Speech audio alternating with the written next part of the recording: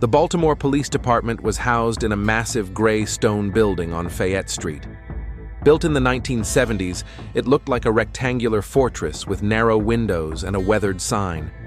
Inside was a maze of corridors with cracked tiles, offices overflowing with files, and the incessant hum of police radios. Detective Barton Mercer adjusted his tie, preparing for the morning briefing. At 38, he had a reputation for seeing patterns where others saw only isolated incidents. Tall, with dark blonde hair beginning to gray at the temples, he wore suits even on the hottest summer days, a habit left over from his days as a prosecutor. "These attacks are definitely connected," Barton said, laying out crime scene photos on the conference room table. 3 cases in the last month. All victims are men between the ages of 25 and 40, all attacked late at night in the Mount Vernon area, known for its gay bars. Captain Thomas Harrington crossed his arms over his chest. A massive man with a military bearing and closely cropped hair, he had headed the department for 15 years. "And no witnesses?" he asked, looking at the photos with obvious distaste. "None that are reliable, sir," Barton replied. "But there are some similarities in the descriptions.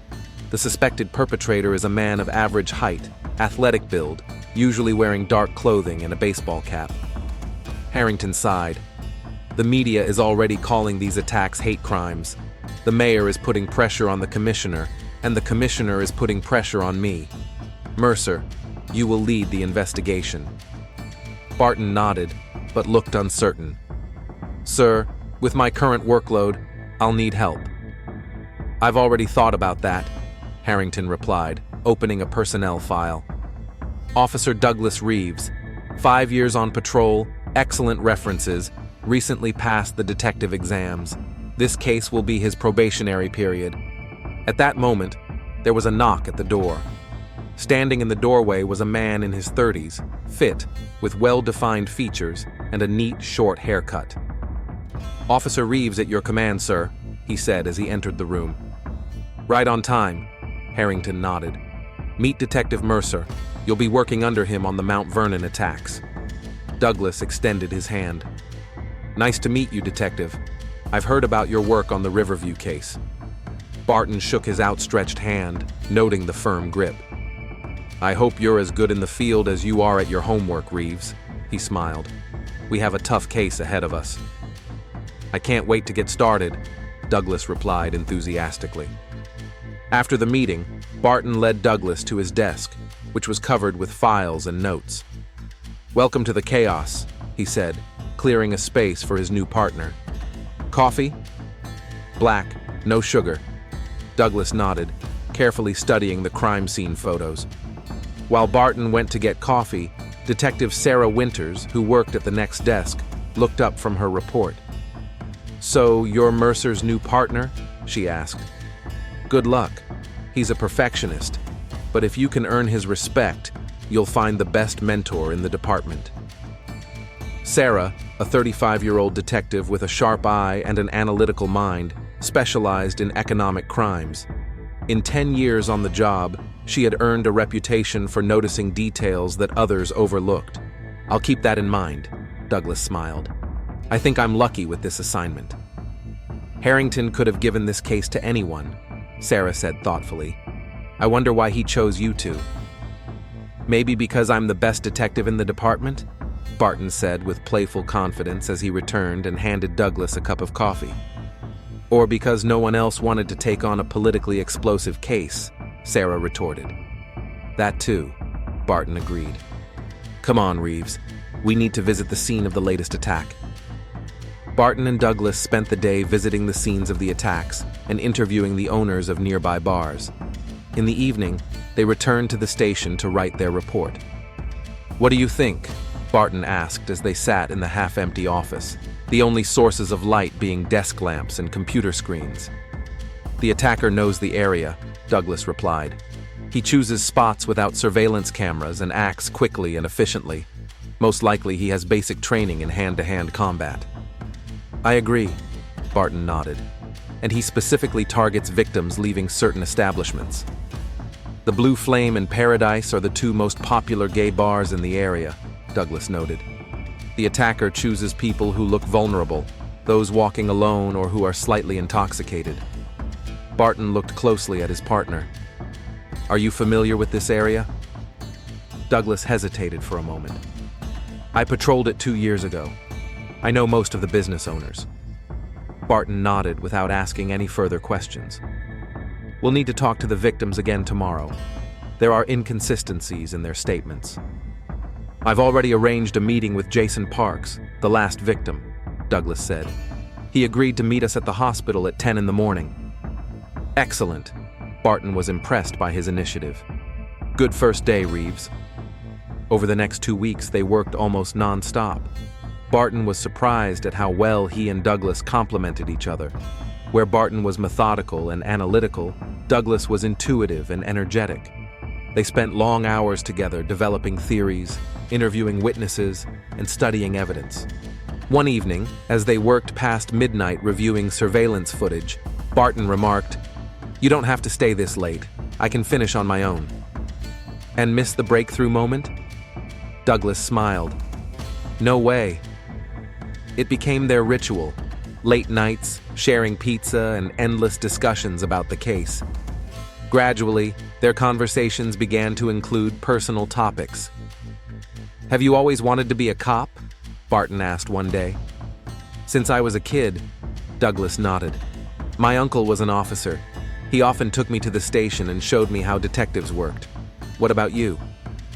I started out in the prosecutor's office, Barton replied.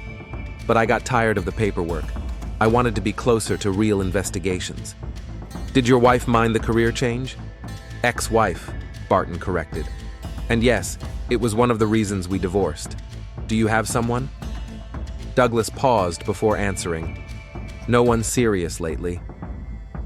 This vagueness did not go unnoticed by Barton, but he did not probe further. Sarah Winters watched the developing dynamic between Barton and Douglas with growing interest. She noticed changes in Barton's usually reserved behavior. He smiled more often and gestured more animatedly in the presence of his new partner. You two are becoming inseparable, she remarked one day as Barton was making coffee in the station kitchen. We're working on a difficult case, Barton shrugged. Reeves has proven to be a valuable partner. I've noticed, Sarah nodded. I just don't remember you ever bonding with a newcomer so quickly. Barton paused for a moment, then continued stirring the coffee. What are you trying to say, Winters?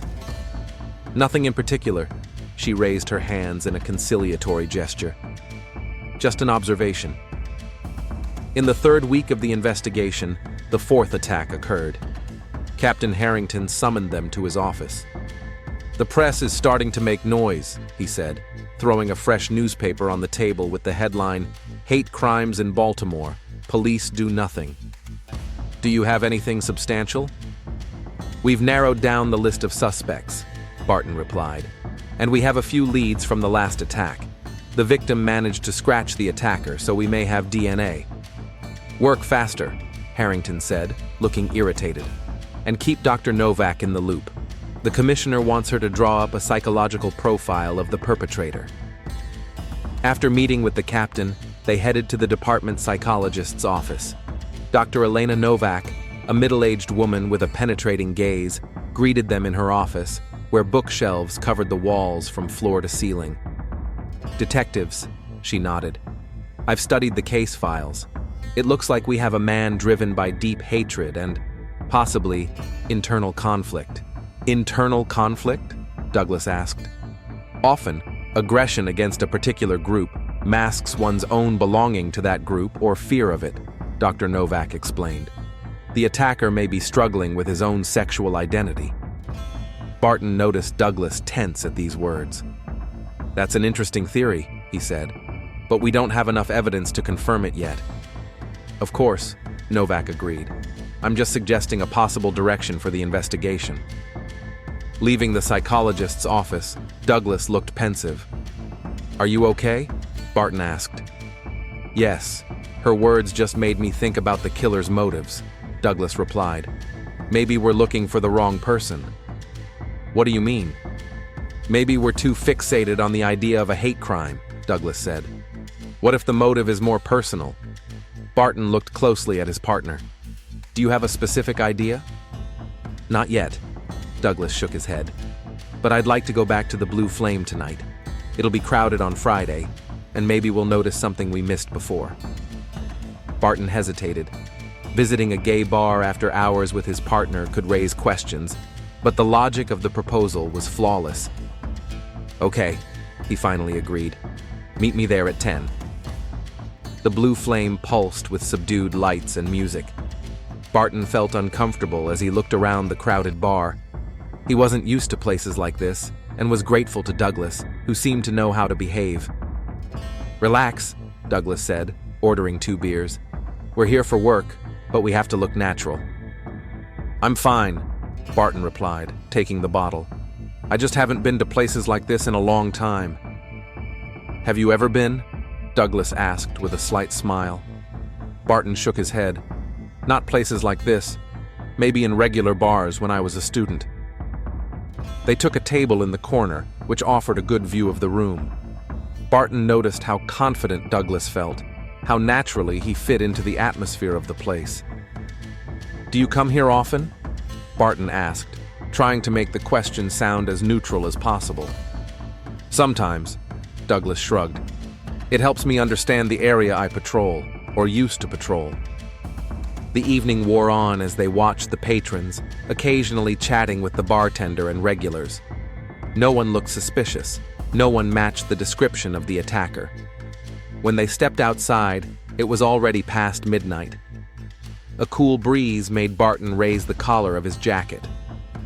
Thanks for the company, Douglas said. I know this isn't exactly a typical place for a standard cop. I'm not exactly a standard cop, Barton replied with a smile. And neither are you, as I can see. At that moment, something changed between them. Maybe it was the look that lasted a little longer than usual, or how close they stood to each other on the empty street. My apartment is a couple of blocks from here, Douglas said quietly. How about another drink? We can discuss our observations. Barton knew he should refuse. Professional boundaries, work ethic, potential career consequences. All these thoughts raced through his mind. But instead of refusing, he heard his voice say, "Good idea." Douglas's apartment was surprisingly tidy for a bachelor. Minimalist design, bookshelves filled with criminology literature, and a few framed photographs. Family, academy graduation, mountain landscapes. They sat on the sofa, talking about the case, then about their work in the police, then about life. The bottle of whiskey that Douglas took out of the cupboard gradually emptied. The conversation became more and more personal. Why did you get divorced? Douglas asked. Barton twirled the glass in his hands, looking at the amber liquid. We grew apart. I immersed myself in my work, she in her career as a lawyer. At some point, we realized that we were living as neighbors, not as husband and wife. Did you ever try to fix your relationship? We tried. We went to a psychologist. We had romantic evenings. But you can't force yourself to feel something that isn't there. Barton looked Douglas in the eyes. What about you? Why no one serious lately? Douglas looked away. It's hard to balance my personal life with my work in the police force. Especially, he paused.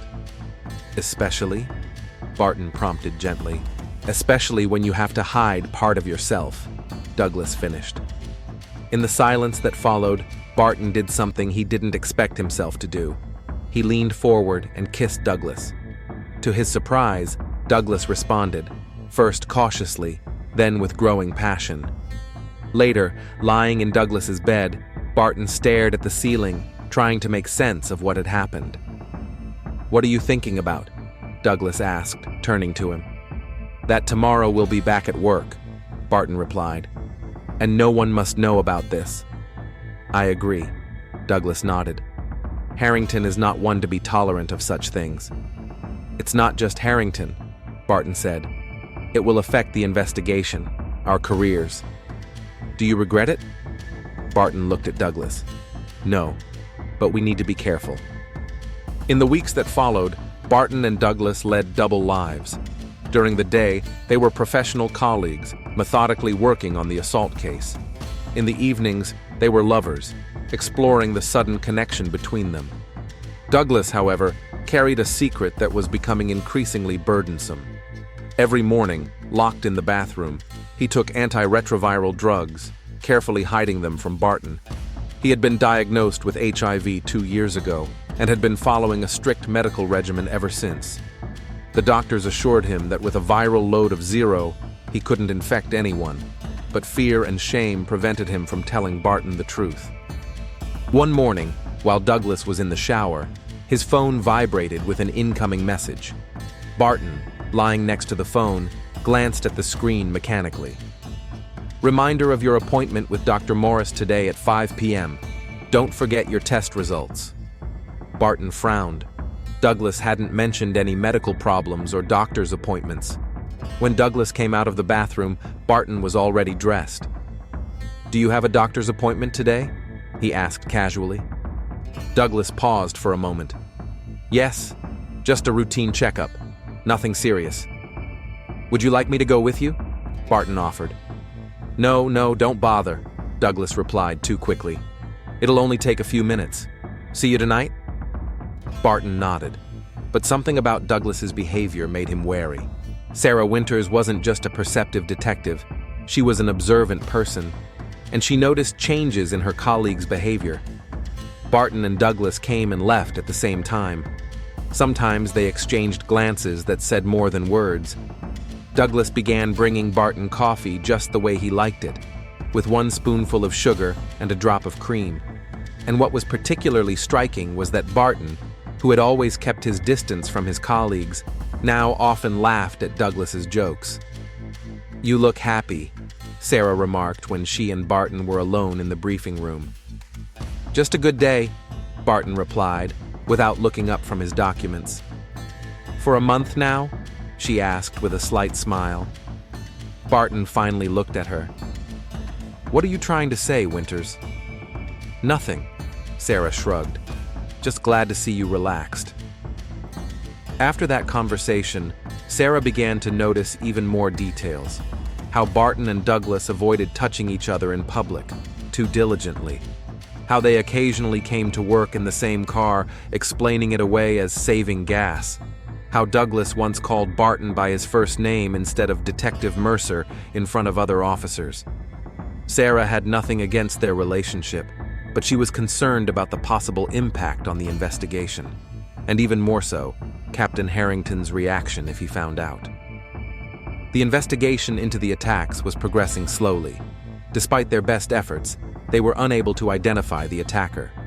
Surveillance cameras in the area only provided blurry images of a man in dark clothing and a baseball cap. Witness statements were contradictory. The DNA found under the fingernails of one of the victims did not match any in the database. Tension in the department was mounting. Harrington demanded daily reports, the mayor called every morning, and the press published increasingly critical articles about the police's inability to protect citizens. "I need results," Harrington barked at another meeting. "4 attacks and not a single suspect? This is unacceptable." "We're doing everything we can, sir," Barton replied, "but the perpetrator is extremely cautious." "Not good enough," the captain snapped. "If you can't handle it, I'll assign another team." After the meeting, Douglas was unusually quiet. "Are you okay?" Barton asked when they were alone. "Yes, I just can't stop thinking about the victims," Douglas replied. "What if there's another attack? What if someone dies next time?" "We won't let that happen," Barton said confidently, but there was doubt in his voice. Dr. Elena Novak listened intently as Douglas spoke. It was their 3rd confidential meeting. "I don't know what to do," Douglas admitted. "I should have told him from the beginning, but now I'm afraid of his reaction." "Why are you afraid?" Dr. Novak asked. "He might feel betrayed, to think that I put him in danger." "But you didn't, did you? You're taking your medication, maintaining a 0 viral load?" Douglas nodded. "Yes, but it's not just the physical risk. I'm afraid of losing his trust. And there's something else." "What is it?" "I'm starting to think I know who's responsible for the attacks," Douglas said quietly. Dr. Novak sat up straight in her chair. Do you have any specific suspicions? Just guesses so far, Douglas replied. But I'm afraid it might be related to my past. You need to share this information with Detective Mercer, Dr. Novak insisted, both professionally and personally. I know, Douglas sighed. But first, I need to be sure. Barton hadn't planned to search Douglas's apartment. It happened by accident. He was looking for a phone charger and opened the bedside table drawer. There, among the chargers and other small items, he saw an orange bottle of prescription medication. The name on the label was Douglas Reeves, but the name of the drug meant nothing to him. Betrayal. Driven by a mixture of concern and curiosity, he photographed the label, intending to find out later what the drug was used for. Later that day, when no one was around, Barton entered the name of the drug into a search engine. The results made him freeze. Betrayal is a combination drug for the treatment of HIV infection in adults. He turned off the computer and moved away from the desk.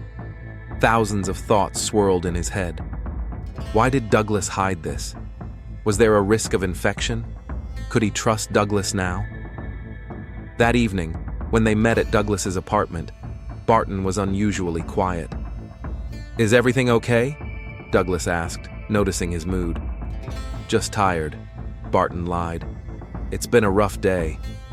He looked at Douglas and saw a man he thought he was beginning to know. But now there was an invisible wall of unspoken words between them. Barton decided to give Douglas a chance to tell the truth himself. How did your doctor's appointment go last week? He asked casually. Douglas froze for a moment, then replied, Everything's fine. Just a routine checkup. Anything I should know about? Barton insisted. No, nothing important. Douglas looked away, and Barton realized that he was not ready to open up. He felt that they were both hiding something from each other, and that this would inevitably lead to a confrontation. Barton sat in the clinic's office, clutching a sheet of paper with the test results in his hands.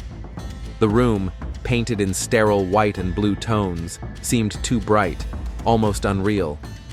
The doctor across from him was saying something about medications, about modern treatment methods, about how HIV was no longer a death sentence. But the words came through as if through water, distorted and distant.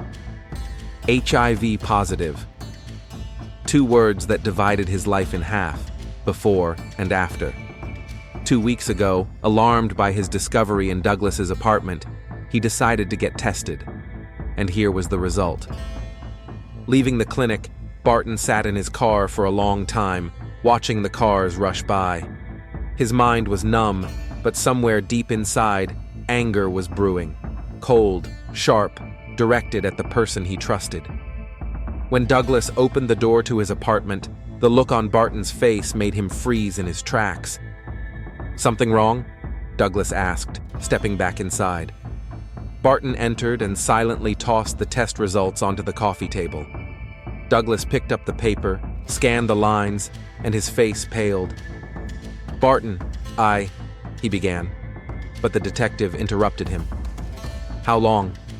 Barton asked quietly, and there was a threat in his calmness. How long have you known about your diagnosis? Douglas sank onto the sofa as if his legs had given way beneath him. 2 years, he replied, barely audibly. I'm taking medication. My viral load was undetectable. I didn't think I couldn't. You didn't think? Barton's voice was filled with icy fury. You didn't think it was worth telling me? You didn't think I had a right to know that I was risking my health every time we were together?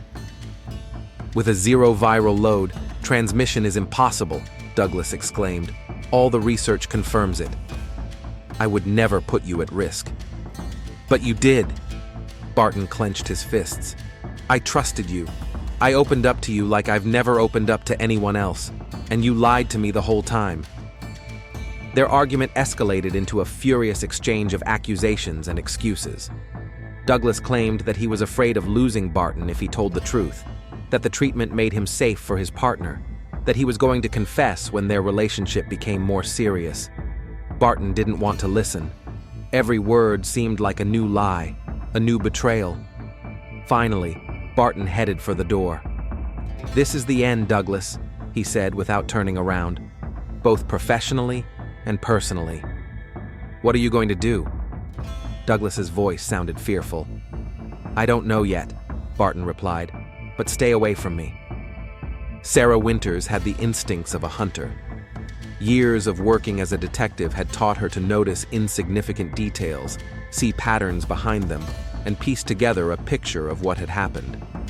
She was now applying those skills as she watched the drama unfold between Barton and Douglas. After a night of emotional confrontation, they returned to the station as different people. Barton, always reserved, now radiated cold fury. Douglas, usually energetic and sociable, became withdrawn, avoiding the gaze of his colleagues and staying away from Barton. When Barton went out for coffee, Sarah followed him. "What happened between you two?" she asked bluntly. Barton looked at her with surprise, which quickly turned to wariness. "I don't know what you're talking about." "Come on, Mercer." Sarah crossed her arms over her chest. "I'm not blind. You and Reeves were inseparable, and now you can barely be in the same room. It's affecting the department's work." "It's personal," Barton snapped. "Not anymore," Sarah shook her head. "Not when it interferes with the investigation, and not when people start talking about it at the station." Those words made Barton tense up. "What do you mean?" "People notice, Barton. I'm not the only one who saw you two leaving together, coming in together in the mornings." How you looked at each other. Barton closed his eyes for a moment, trying to calm down. "What do you want, Sarah?" "I want you to either work out your issues or learn to work together despite them," she replied. "We have a serial attacker on the loose. People are in danger. That's more important than your personal drama." Sarah wasn't the only one gathering information. Over the past few weeks, she had noticed Barton and Douglas leaving the department parking lot in the same car several times. Once, she saw them together at the entrance to the apartment complex where she knew Douglas lived. There were other signs: shared lunches, accidental touches, schedule changes synchronized so their days off coincided. None of this would have been a problem if not for the department's strict policy on romantic relationships between partners and the potential impact on investigations. Captain Thomas Harrington sat at his desk, rereading the anonymous letter delivered that morning. It referred directly to the inappropriate romantic relationship between Detective Mercer and Officer Reeves. The letter contained the dates, times, and locations of their alleged off-duty meetings. Harrington was a conservative man of the old school. He did not approve of homosexual relationships, but he disapproved even more of breaches of professional ethics. If the information was correct, it could compromise the entire investigation of the attacks. After much deliberation, he summoned the lieutenant from the Internal Affairs Department. "I need a check," Harrington said, handing over the envelope. "Quiet, discreet, no rumors, no discussions, just the facts." The lieutenant nodded. "What action if the information is confirmed?" Harrington tapped his fingers on the table. "A formal investigation, temporary suspension of both from the case, possibly disciplinary action." "Understood, sir," the lieutenant said, taking the envelope. "When do you need the results?" "Yesterday," Harrington replied, "but I'll give you 3 days." The captain wasn't sure who had sent the anonymous letter. It could have been anyone, from a disgruntled colleague to someone deliberately trying to sabotage the investigation into the attacks. In any case, he couldn't ignore the allegations. Dr. Elena Novak watched the unfolding conflict with growing concern. As the department psychologist, she was bound by confidentiality regarding her conversations with Douglas, but she could see the situation rapidly spiraling out of control. When Douglas arrived for his next session, he looked exhausted, his eyes red from lack of sleep. "He knows," Douglas said, slumping in his chair. "He got the test results. They're positive." Dr. Novak maintained her professional composure, though she was shaken inside. "How did he react?" "What do you think?" Douglas smiled bitterly. "He hates me." and I don't blame him. Did you explain your treatment to him about the undetectable viral load? I tried. He didn't want to listen, and I understand him. I should have told him from the beginning. Dr. Novak wrote something down in her notebook. Did you tell him about your suspicions regarding the attacker? Douglas shook his head. I didn't get the chance. Now he's unlikely to listen to me. After the session, Dr. Novak made a decision. She couldn't disclose the content of her conversations with Douglas, but she could try to help the situation as a whole. She requested a meeting with Barton for a psychological assessment of his condition after the stress of the investigation. Barton came reluctantly, sat down opposite her, and folded his arms across his chest, a classic closed posture. I'm fine, Dr. Novak. This is a waste of time. Let me be the judge of that, she replied gently. You're working on a difficult case and under a lot of stress. The captain is concerned that this may be affecting your judgment. My judgment is perfectly fine, Barton snapped. I'm a professional. Professionals are people too, Dr. Novak remarked. And people have emotions, especially when they feel betrayed. Barton tensed. What do you know? I can't discuss the content of my conversations with other patients, she said cautiously. But I see a person in a state of severe emotional distress. A person who is experiencing anger, fear, and possibly a sense of loss. Barton looked out the window, avoiding her gaze. Did you know? He asked quietly. About his condition? I am bound by confidentiality, Dr. Novak replied. But I can say that for successful treatment and zero viral load, the risk of transmission is virtually non-existent. Virtually? Barton turned to her. Is that supposed to comfort me?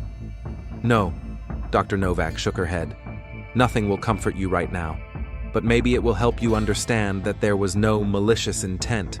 There was fear, fear of rejection, fear of loneliness, fear of stigmatization. There was deception, Barton said firmly, and I will bear the consequences of that deception for the rest of my life. The atmosphere in the office became unbearable. Barton and Douglas worked in forced proximity, but between them stood a wall of icy silence. When they had to communicate about work, their exchanges were brief and formal. The investigation into the attacks was stalled. Barton spent more time alone, refusing to go on joint trips with Douglas. Douglas immersed himself in studying the case files, as if trying to find refuge from reality in them. On the third day after their confrontation, they bumped into each other in the empty hallway of the department. Douglas tried to speak. Barton, we need to talk. About the investigation. I have a theory. We have no topics to discuss except strictly work-related ones. Barton cut him off. This is a work-related topic, Douglas insisted. I think I know who might be behind the attacks. It's connected to my past. Your past, which you've so carefully hidden? Barton smiled bitterly. How can I believe anything you say? I've never lied about work. Douglas raised his voice. And you know that. I don't know anything about you. Barton took a step toward him. Except that you lied to me about the most important thing. And that lie ruined my life. I couldn't have infected you, Douglas exclaimed in despair. My viral load was undetectable. That's a scientifically proven fact. Then why did I test positive? Barton leaned toward him, lowering his voice to a dangerous whisper. Explain that, Reeves. Douglas paled. I don't know. It's impossible. There must be another explanation. The only explanation is that you're a liar, Barton stepped back. And you know what? I'm pretty sure you knew about your status before we started dating. You deliberately put me at risk. That's not true. Douglas's eyes widened in shock. I would never. Stay away from me, Barton warned, or I'll file a formal complaint. When Barton left, Douglas leaned against the wall, feeling the ground slip away beneath his feet. He couldn't understand how Barton could have been infected if his own viral load was undetectable on his last test. Unless a cold wave of terror washed over him. What if his own treatment had stopped being effective? What if the tests he had been taking were showing false results? Or what if Barton had been infected by someone else? That last thought brought new pain. Douglas pushed it away, unwilling to even consider such a possibility. But the doubt had already crept into his mind, poisoning what little trust he had left. Sarah Winters reported the results of her observations to the Internal Affairs Lieutenant. She didn't want to do it, but the official request left her no choice. "I can't say for sure what the nature of their relationship is," she said, "but there are signs of personal involvement that go beyond a professional partnership." The lieutenant took notes. "Do you have any evidence that this relationship has affected the investigation?" Sarah thought for a moment. "Until recently, no. They worked effectively, complementing each other. But in the last few days, there has been obvious conflict between them, and it's affecting progress." "I see," the lieutenant nodded. "Thank you for your cooperation, Detective Winters." After he left, Sarah sat at her desk for a long time, staring at the empty seats where Barton and Douglas had been sitting. She didn't want to be part of a mechanism that could destroy their careers, but at the same time, she was concerned that their personal conflict was interfering with the investigation, putting potential victims at risk. At the end of the day, when most of the staff had left, she ran into Douglas in the archives. "What's going on between you two?" she asked bluntly. Douglas looked exhausted. "Nothing that has anything to do with work. Harrington has launched an internal investigation," Sarah informed him. "Someone sent him an anonymous letter about your relationship." Douglas froze, holding a folder of documents in his hands. "Great," he said bitterly. "Just the perfect ending to this whole nightmare." "You both need to resolve this issue," Sarah said. "Otherwise, you'll be removed from the case, and I'm not sure your careers will survive this scandal." At 7:43 a.m., the Baltimore police dispatcher received a call from an alarmed elderly woman about strange noises coming from the apartment next door last night and her neighbor's door being ajar, even though he usually left for work at 7 a.m. A patrol car arrived at 8:02 a.m. Officers Jackson and Perez went up to the third floor of the apartment complex on North Charles Street. The door to apartment 304 was indeed ajar. After announcing their presence and receiving no response, they cautiously entered. Officer Douglas Reeves was lying face down in the living room in a dried pool of blood. A heavy glass decanter, presumably the murder weapon, lay nearby. Multiple wounds to the head and neck indicated the brutality of the attack. At 8:17 a.m., the patrol officers called the Homicide Division. Detective Sarah Winters was the first to arrive at 8:42 a.m. Upon seeing the victim, she immediately contacted Captain Harrington. By 9:15, the crime scene was cordoned off, and forensic technicians began collecting evidence. Captain Harrington, who had arrived, maintained an outward calm as he examined his subordinate's body, but his knuckles, white with tension, betrayed him. "Where's Detective Mercer?" he asked Sarah. No answer. Patrol cars have been sent to his home. Harrington nodded, his gaze lingering on the bloody palm print on the wall. "Secure the area. No one enters without my permission. And find Mercer, immediately." At 7:30 a.m., Barton Mercer woke up with a heavy head. An empty whiskey bottle reminded him of an evening spent in an alcoholic haze. After showering, he noticed 7 missed calls on his phone, but didn't bother to check them. Leaving at 8:15 a.m., he grabbed a coffee and drove to the coast, needing some quiet and space to think about his diagnosis and Douglas's betrayal. It wasn't until an hour later that he noticed a police car with flashing lights behind him. Stopping, Barton saw the familiar face of Sergeant Collins. "Detective Mercer, Captain Harrington is trying to reach you. There's been an incident." The autopsy determined Douglas's time of death to be between midnight and 2 a.m. The cause of death was multiple blows to the head with a blunt object. The absence of defensive wounds indicated that the victim either knew the attacker or was unconscious during the attack. There were no signs of forced entry in the apartment. A neighbor heard an argument around 11:40 p.m., followed by a loud noise and then silence, but did not call the police.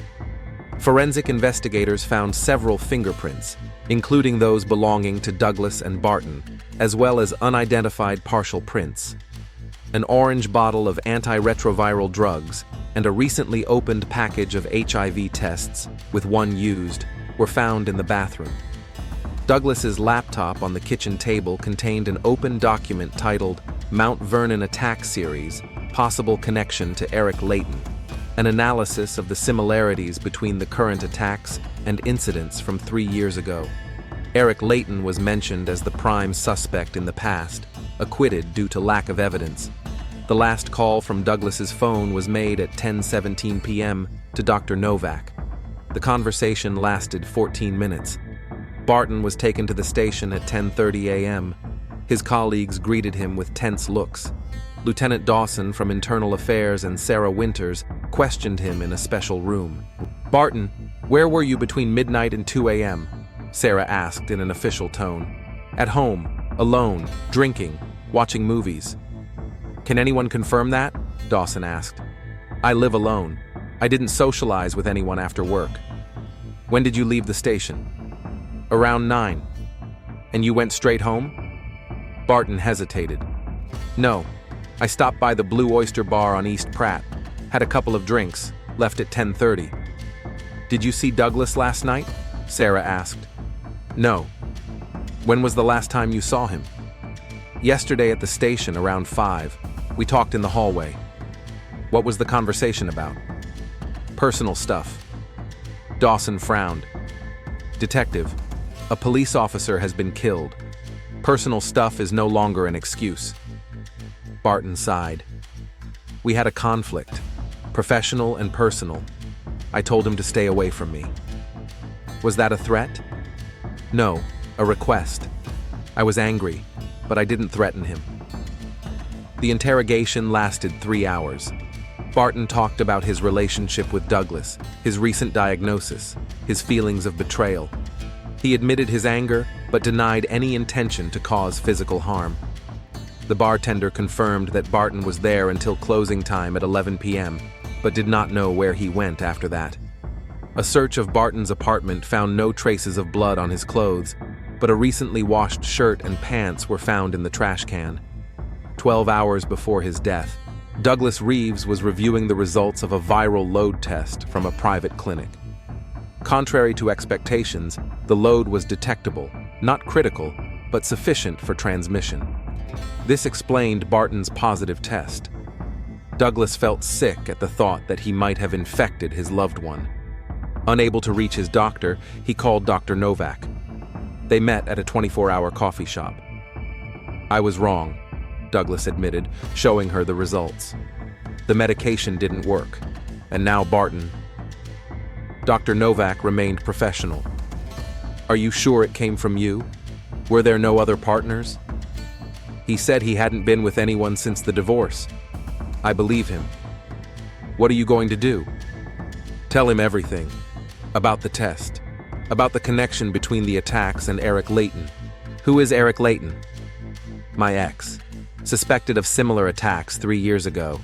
He was acquitted, but I believed he was guilty. We broke up shortly after." "Do you think the current attacks, maybe it's him, or someone copying his methods?"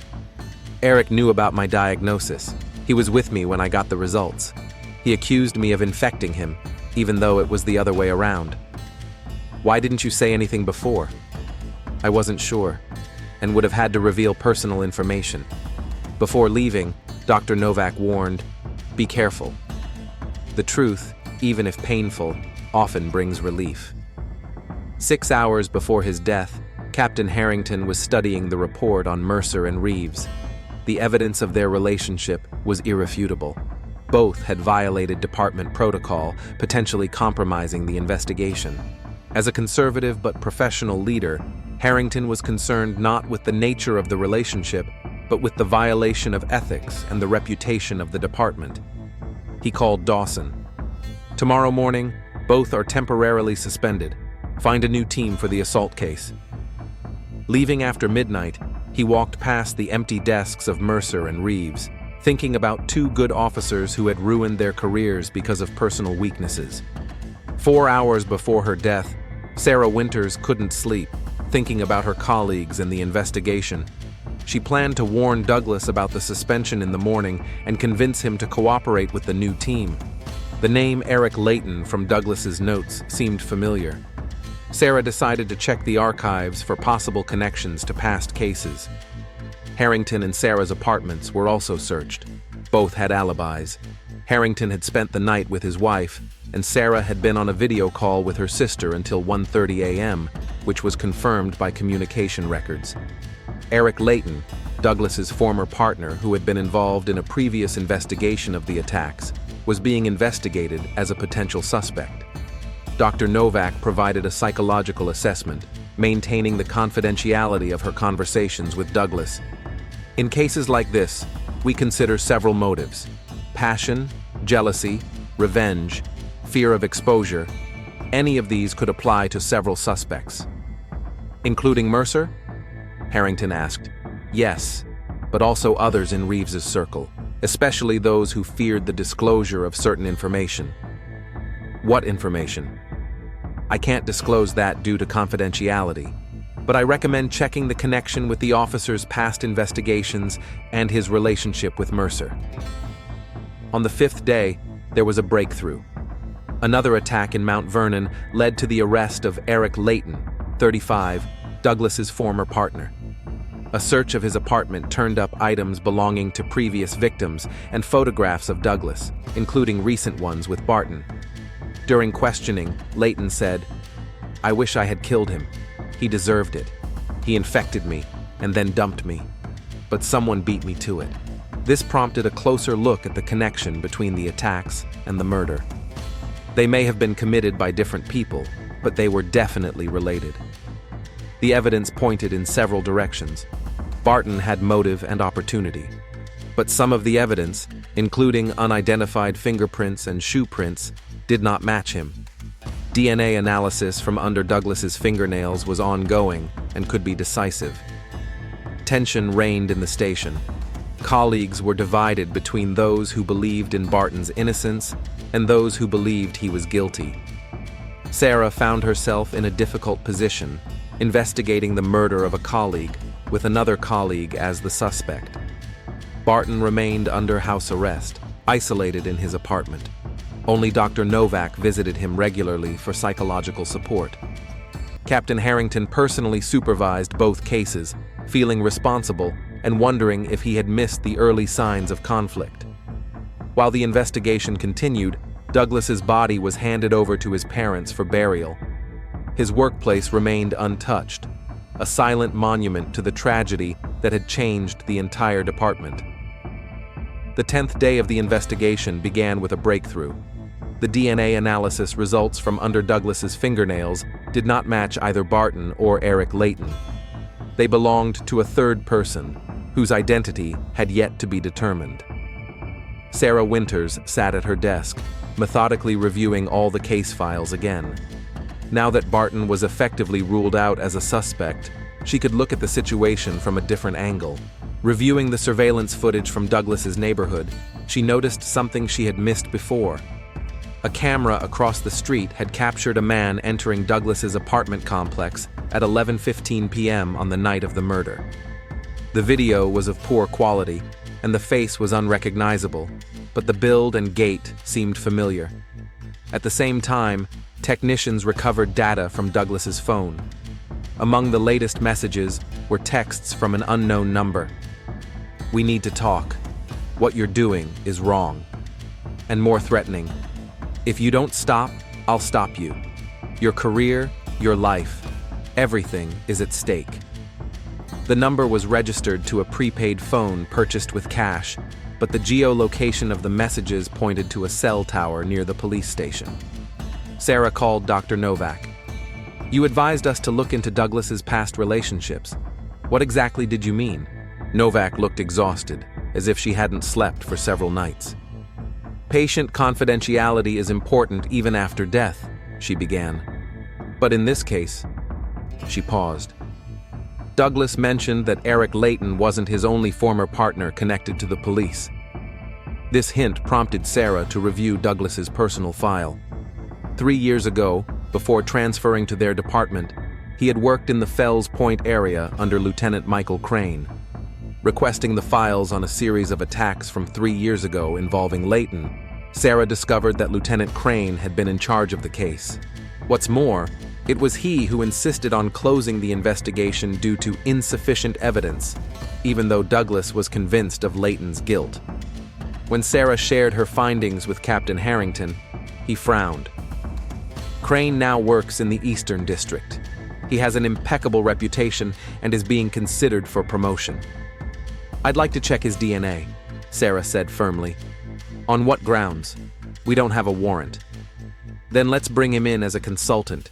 He worked with the victim before, knew about Layton's case. That will give us legal access to his DNA when he's in the building." Harrington considered the plan. "Proceed with caution, Winters. If you're wrong, it could cost you your career." Lieutenant Michael Crane agreed to help as a consultant, arriving at headquarters the next day. He looked composed and professional, a 45-year-old officer with impeccable posture and a confident gaze. "It's a difficult case," he said after reviewing the materials. "But honestly, I'm not surprised. Reeves always attracted trouble." "Did you know him well?" Sarah asked. "Well enough. He worked under me for about a year."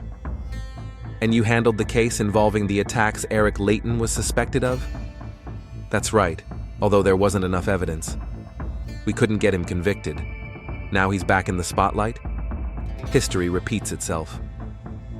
While they were talking, the technician quietly took Crane's coffee cup for DNA analysis. "How would you describe your relationship with Reeves?" Sarah asked. "Professional. He was a good officer, except for certain personal preferences." At that moment, Sarah noticed Crane's face contort slightly at the mention of personal preferences, his lips tightening into a thin line. She noted this reaction for Dr. Novak, who was watching the conversation through a one-way mirror. 48 hours later, DNA test results confirmed the suspicions. The DNA from under Douglas's fingernails belonged to Lieutenant Michael Crane. With a search warrant for his home and office, the investigation team found shoes with bloodstains matching the prints in Douglas's apartment and a prepaid phone from which the threatening messages had been sent. When Crane was brought in for questioning, he remained composed, denying all charges. Sarah and Harrington watched through the glass as an experienced investigator from the Internal Affairs Department conducted the interrogation. "How do you explain the presence of your DNA under the victim's fingernails?" "I have no idea how it got there. Maybe the sample was contaminated." "What about the blood on your shoes?" "I must have stepped in it somewhere. I'm a police officer. I'm often at crime scenes." "And the prepaid phone in your closet?" "I've never seen it. Someone could have planted it." The interrogation continued for 6 hours without result, until Dr. Novak suggested a change of tactics.